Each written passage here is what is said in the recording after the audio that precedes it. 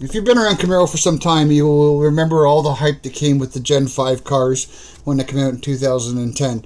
And even before that, with the third and the fourth, with different models and different options and whatnot. But we can get into that in another video. Today we want to talk about the 6th Gen cars. But to talk about the 6th Gen cars, we need to look at the Gen 5 cars. Gen 5 car had a lot of hype around it from 2010 all the way through in the generation to 2015. A lot of different models, lots of options, lots of aftermarket stuff that was done through GM, and today there's not really any of that. But so we want to get your feedback as to why you think the Camaro sales on the 6th Gen have done so poorly for the whole generation.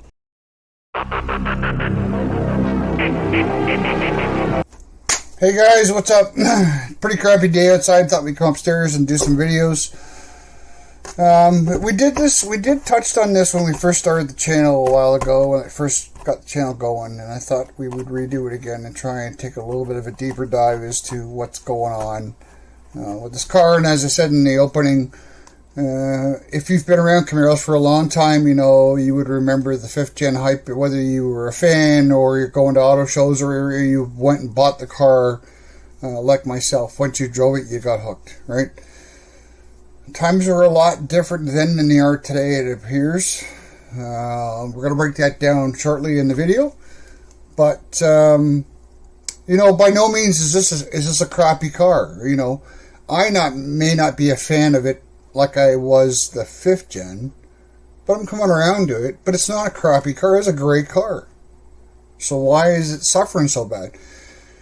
This video is more about getting your feedback as to why you think this car has done so poorly. The whole generation.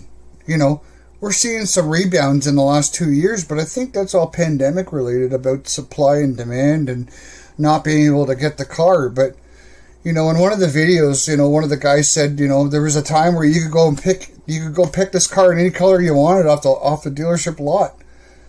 You know, that in general, cars, pickup trucks, whatever, is impossible to do today. Pre-pandemic, you were still somewhat able to do it, but, you know, why is this changed so much is what we want to break down. So again, this is about what you guys think. So I want to hear what you guys think in the end. But here are my couple of top reasons why I think the car isn't doing as well as it should or was doing. Team Camaro was disbanded, I don't know, 4 years ago. They moved Al Oppenheiser to the electric division, and Al was kind of the brainchild behind the Camaro and everything that we've seen, you know, up until this point. Even today, what you see in front of you is, you know, what Al was involved in. And, you know, that took a big hit for the car, right? And no secondary support, right? I mean, back in the 5th Gen, SLP, right? Which SLP is no longer around, it's something else, but I think they're more involved with Mustangs, I think, now. But, you know, I mean, there's great companies out there like Lingenfelter, right? You know, back in the SLP days, right, you could have it sent to SLP right with your order. There's none of that. It's just GM, right? And GM has some good options with the different, you know, especially with the ZL1 and whatnot. But there's guys that were like, you know, getting involved in buying something with secondary support, right? And finally, little to zero marketing, as we all know, right? So we want your thoughts. Not a big video. Really apologize for the live stream we were supposed to do with Camaro Fest, but I had some really bad internet thing here. It is a big thing in Canada here.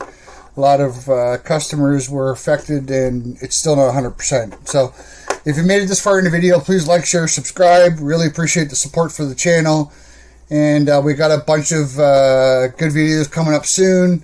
I had the opportunity to meet a great couple online that went to Camaro Fest, Jason and Lee. They have a SLP 327 V6 that they had bought used, and I didn't know they still made them in 2015, so we're going to do a bit on them, and so watch for that. But again, thanks for the support, and we'll see you soon. We hope you enjoyed this video. Make sure you like, subscribe, and ring that bell so you don't miss any of our upcoming videos. We really appreciate the support.